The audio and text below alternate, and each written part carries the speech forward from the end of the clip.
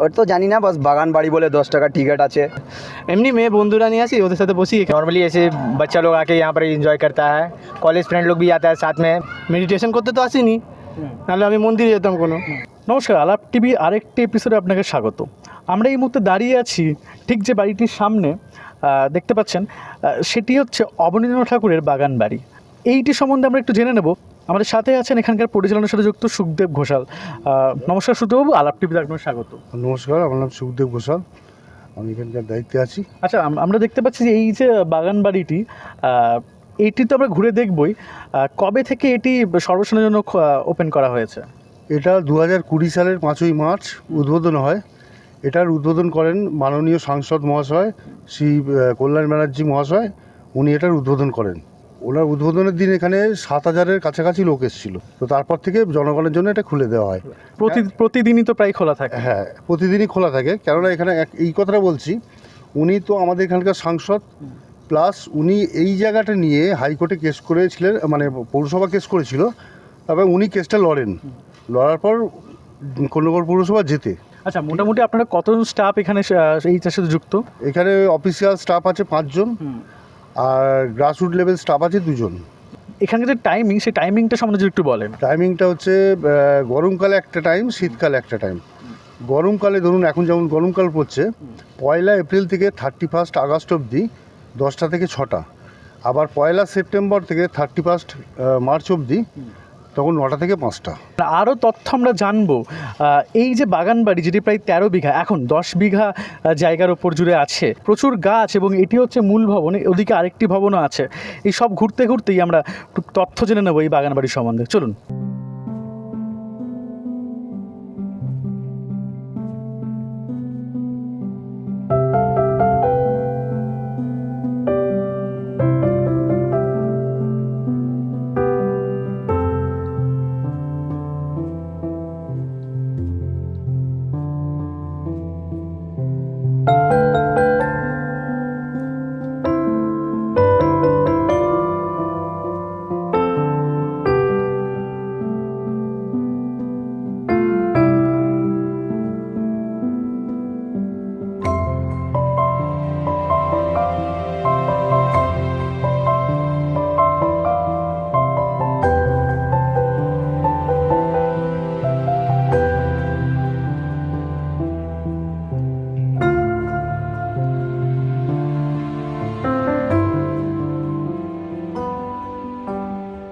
সুখদেববাবুকে আমরা জেনে নেবো যে এই জায়গাটা আমরা প্রথমত ঘুরে দেখবো এবং আপনাদের দেখাবো যে এই জায়গাটা কিন্তু এখন সবারই জন্য খুলে দেওয়া হয়েছে। আপনারা চাইলেই আসতে পারেন, এবং একটি জনপ্রিয় পর্যটন স্থান কিন্তু এই জায়গাটা হয়ে উঠছে ধীরে ধীরে। কি বলেন? এখানে অবনীন্দ্রনাথ ঠাকুরের বাগান বাড়ি এটা। এখানে এমনি সাধারণ মানুষ আসেন, অনেক শিল্পী সাহিত্যিক, অনেক লেখক, অনেক মানে সংস্কৃতি মনোভাবাপন্ন এখানে মানুষ বেশি আসেন, যেটা এই জায়গাটা দেখতে আসেন। কেননা উনি এখানে এসে ছোটোবেলায় থাকতেন, প্লাস এই জায়গাটার কথা উল্লেখ আছে, জোড়াসাগর ধারে বই আছে ওনার। এই জায়গাটায় উনি এসে ছোটোবেলায় যে ফার্স্ট আঁকা, ওখানে একটা কাঁঠাল গাছ আছে, আপনাদের দেখাবো। ওই কাঁঠাল গাছের তলায় উনি ফার্স্ট কুড়ে ঘর রেখেছিলেন। তারপরে উল্টো দিকে পেনেটি ভবন রবীন্দ্রনাথ ঠাকুরের বাড়ি ছিল। রবীন্দ্রনাথ ঠাকুর ওখানে এখানে আসতেন, যেহেতু রবীন্দ্রনাথ ঠাকুরের ভাইপো হন অবনীন্দ্রনাথ ঠাকুর, উনি এখানে আসতেন। আর এখানে অবনীন্দ্রনাথ ঠাকুরের বাবা যতদিন বেঁচে ছিলেন উনি এসেছিলেন, তারপর উনি মারা যাওয়ার পর উনি আর আসেননি। আচ্ছা, পরবর্তীকালে ওনার যারা আত্মীয় স্বজন, কি ছেলে মেয়ে নাতি, তারাও আসতেন। রিসেন্টলি আমাদের কন্যগর পৌরসভা আর লন্ডনের একটা বিশ্ববিদ্যালয়, তারা যারা এই যে অবনীন্দ্রনাথ ঠাকুরকে নিয়ে রিসার্চ করেছেন, তারা লাইভ টেলিকাস্টের মাধ্যমে এটা অনুষ্ঠান করেছিলেন, যেটা ওনার নাতিরা এসেছিলেন এখানে। আচ্ছা, সেটা কবে হয়েছিল অনুষ্ঠানটা? সেটা হয়েছিল মোটামুটি আপনার আগের বছরেই আগস্ট মাসে। আচ্ছা, কবে থেকে এই যে এই স্থানটি মানে সর্বসাধারণের জন্য খুলে দেওয়া হয়েছে?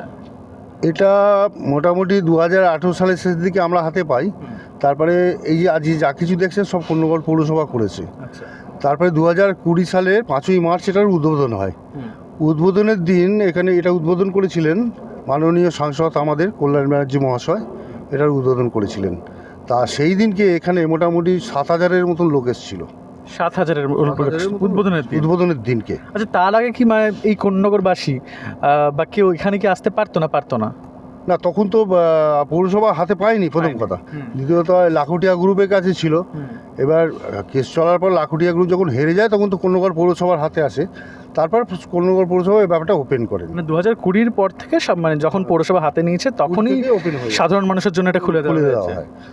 এবার বহু সাহিত্যিক আছেন। রিসেন্টলি আপনার আগের মাসের 10 তারিখে যোগেন চৌধুরী এসেছিলেন, তাদের শিল্পীদের টিম এসেছিল, তারা এখানে একটা করেছিলেন। মানে বিশাল জায়গা, মনে হয় 13 বিঘা জায়গা নিয়ে এটি রয়েছে। এটা অ্যাপ্রক্সিমেট 10 বিঘের কাছাকাছি জায়গা আছে। তাহলে 13 বিঘের টোটালটা ছিল। এবার হাইকোর্ট একটা রায় দেয় যে এই জায়গাটা 10 বিঘে জায়গা ছেড়ে দিতে হবে, বাদ বাকি 3 বিঘে জায়গা আপনি লাখুটিয়া গ্রুপকে নিতে বলে। তো তারপর কোন্নগর পৌরসভা এটা নিয়ে আয়, দিয়ে আজকে যা কিছু দেখছেন এই যে চারিদিকে এখানে জঙ্গলে ভর্তি ছিল, মানে আগাছায় ভর্তি ছিল, সেগুলো কেটে পরিষ্কার করে সেই আজকে এইসব রাস্তা ফাস্তা তৈরি করে সমস্ত কিছু, মানে এই সমস্ত কিছু এগুলো পরেই তৈরি করা হয়েছে। মানে এখানে ছিল মেন বিল্ডিংটা ছিল, এই সামনে মেন বিল্ডিংটা ছিল, আর ওদিকে একটা সার্ভেন্ট কোয়ার্টার ছিল, এইসব ছিল। একদম যাবো আমরা মেন বিল্ডিং দেখবো, যেখানে অবনীন্দ্রনাথ ঠাকুর থেকেছেন, রবীন্দ্রনাথ ঠাকুরও থেকেছেন। আর একটা বিষয় দেখতে পাচ্ছি পেছনের গাছে লেখা আছে বিষ সাপ আছে, মানে এখানে কি সাপ থাকে?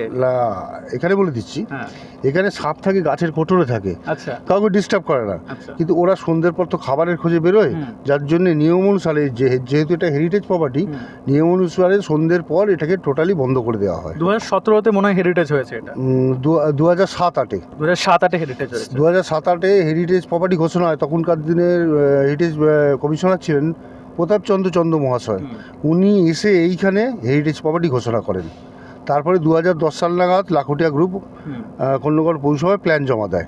তারপর তৎকালীন পৌরপ্রধান ব্যাপারটা ধরে হাইকোর্টে কেস করেন। তারপর থেকেই 8 বছর কেস চলেছিল। 8 বছরের মাথায় হাইকোর্ট রায় দেয় কোন্নগর পৌরসভাকে এই জায়গাটা ছেড়ে দিতে হবে। আমরা এখন ঘুরে দেখছি অবনীন্দ্রনাথ ঠাকুরের বাগান বাড়ির যে বাগানটিকে, চারিদিকে বিভিন্ন গাছ আছে, বহু পুরনো গাছ আছে, বহু নতুন গাছও কিন্তু এখানে রোপণ করা হয়েছে। এবং এখানে এটা কি পার্ক করা হয়েছে বাচ্চাদের জন্য? অ্যাকচুয়াল ঘটনা হচ্ছে এখানে বয়স্কদের সঙ্গে বাচ্চার যে ছেলেমেয়েরা আছেন তাদেরও তো একটা এন্টারটেনমেন্ট মতন দরকার, তারা তো নাহলে বোরিং ফিল করবেন। তাদের ব্যবস্থা করে ছোট ছোট বাচ্চাদের জন্য এটা করা হয়েছে। এটা ট্রাম্পোলিন করা হয়েছে, এখানে একটা স্লিপ আছে, এখানে একটা দোলনা আছে, তাদের কথা ভেবে মানে তারা তো বোরিং ফিল করবেন, তারা তো অত কিছু বুঝবেন না। এই যে একটা বাবা মা যদি বোঝেন সংস্কৃতি ব্যাপারটা, কিন্তু একটা বাচ্চা তো বুঝবে না, তাকে তো সময় দিতে হবে, বড় হবে তবে তো বুঝতে পারবে।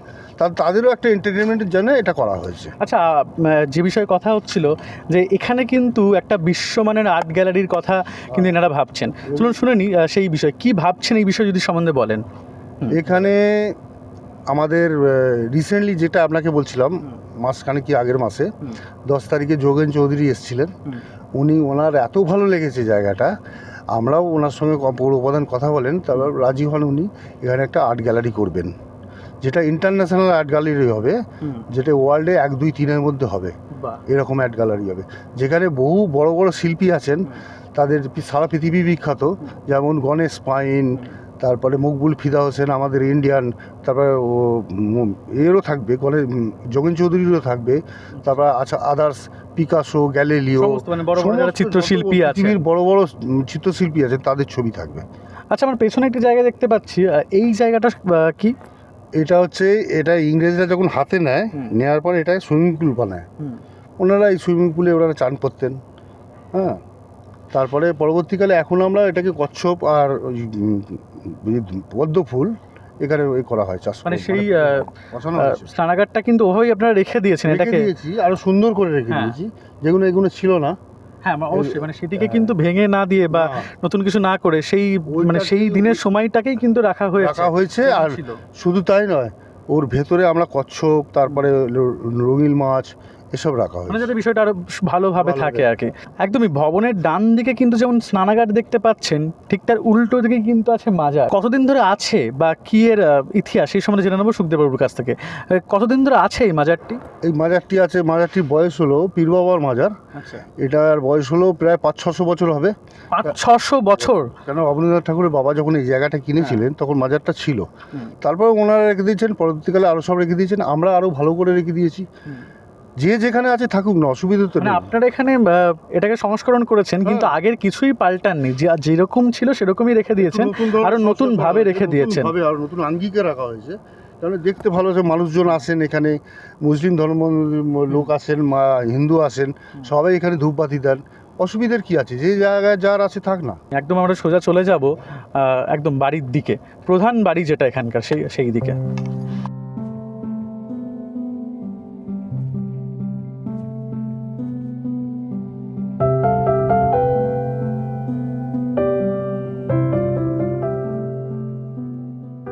একদম দেখতে পাচ্ছেন অবনীন্দ্রনাথ ঠাকুরের কিন্তু বিশেষ বিশেষ কিছু ছবি, সেগুলি কিন্তু এখানে রাখা আছে।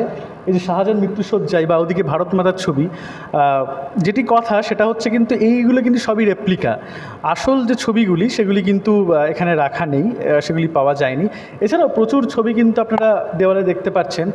একদম আমার উল্টো দিকে রয়েছে ভারত মাতার ছবি, সেটাও কিন্তু এখানে রাখা রয়েছে রেপ্লিকা হিসাবে। খুবই পরিচিত একটি ছবি, অবনীন্দ্রনাথ ঠাকুরের খুবই পরিচিত একটি ছবি, এবং বাড়ির প্রতিটি দেওয়াল কিন্তু ছবি দিয়ে সাজানো হয়েছে। খুবই শান্ত একটি জায়গা। এটি একটি হল ঘর, এবং এর পাশেই কিন্তু বিভিন্ন ঘর রয়েছে, বেশ কিছু ঘর তালা দেওয়া রয়েছে। একদম আমরা এই ছবিটার কাছে চলে যাব। আচ্ছা, আপনারা যে অরিজিনাল ছবি সেগুলি পাননি কেন?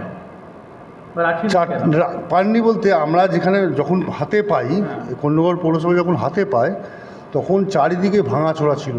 মানে কড়িকাটে এই চাইগুলো খসে পড়ছিল, একটা জানলা দরজা সেরকম ঠিক ছিল না, ভাঙা কিচ্ছু, মানে টোটালি একদম অন্যরকম পরিত্যক্ত বাড়ি হয়ে পড়েছে ছিল। চারিদিকে গাছপালা হয়েছিল, ঘরের ভেতরেও নোংরা ফোংরা হ্যানত্যান হয়েছিল। তো সেইখান থেকে আজকে যে আপনি দেখতে পাচ্ছেন টোটাল পৌরসভা এগুলোকে ওই অবস্থাতেই ফিরিয়ে আনে, মানে নতুন করে কিছু করা হয়নি, একদম ওই অবস্থাতেই ফিরিয়ে আনা হয়েছে। অবস্থাটা ছিল সেই অবস্থাতেই ফেরা, যেমন খড়খড়ি জানলা দেখছেন আপনি, তারপরে সব কিছুই আগের অবস্থায় ফিরিয়ে আনা হয়েছে। আর এই ছবিগুলো টোটালি দামি দামি ছবিগুলো বড় বড় শিল্পীদের দিয়ে আঁকানো হয়েছে, মানে অনুকরণে করা হয়েছে আর কি। কেননা যেহেতু এটা অবনীন্দ্রনাথ ঠাকুরের বাড়ি, সেখানে ওনার কিছু ছবি থাকবে না, যেহেতু হতেই পারে না। এটা আমরা শিল্পীকে দিয়ে আঁকেছি, আমরা চেষ্টা করেছিলাম, কিন্তু জোড়াসাঁকো কিংবা রবীন্দ্র ভারতী বিশ্ববিদ্যালয় ওরা কেউ ছবি ছাড়েননি ওনার। পুরনো দিনের প্রচুর জিনিস দিয়ে কিন্তু সাজানো রয়েছে এই বাড়িটি। মূল ভবন এই বাড়িটির এটি। বেশ কিছু ঘর খোঁড়া রয়েছে, 8-9টি মোট ঘর আছে। একদমই দেখতে পাচ্ছেন এই দিকে এটা হচ্ছে প্রবেশ। এদিক থেকে সোজা যদি চলে যাওয়া যায়, একদম এই সিঁড়ি কিন্তু নেমে যাচ্ছে একদম গঙ্গার দিকে। এরকম কিন্তু সত্যি এই দৃশ্য কিন্তু অতি সুন্দর একটি দৃশ্য। এই সিঁড়ি একদম চলে যাচ্ছে সোজা গঙ্গার দিকে, এবং এর পাশেই আছে বাগান, বিভিন্ন গাছ।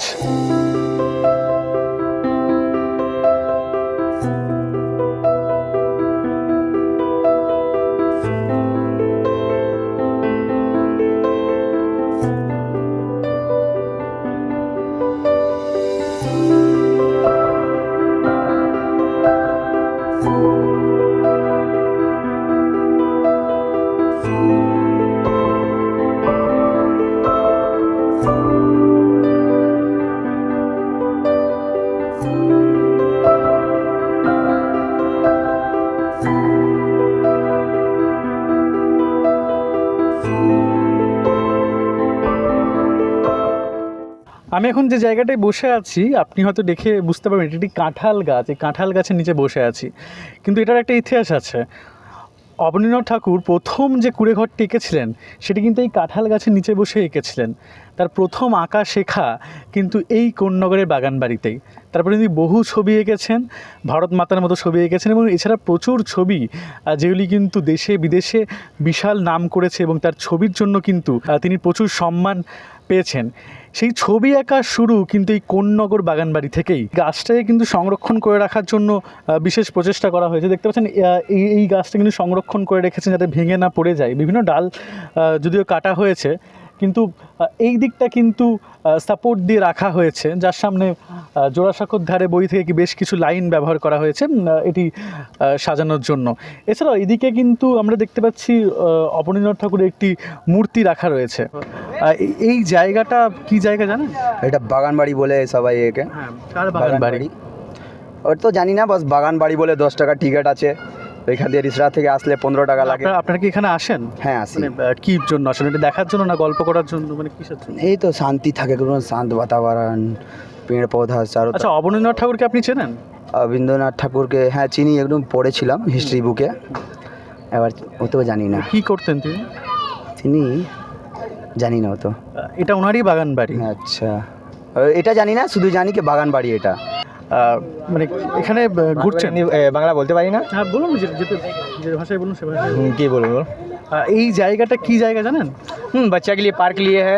नॉर्मली ऐसे बच्चा लोग आके यहाँ पर एंजॉय करता है, कॉलेज फ्रेंड लोग भी आता है साथ में, बैचलर्स लोग अपना एंजॉय करता है, नॉर्मली बैठना আচ্ছা, अपना। এই অবনীন্দ্রনাথ ঠাকুরকে আপনি চেনেন? অবনীন্দ্রনাথ ঠাকুরকে ना চেনেন না? ना এটা ওনারই বাগান বাড়ি। वो जानी ना, वो फ्रेंड लोग के साथ मतलब आते रहते हैं। নাম শুনেছেন কখনো?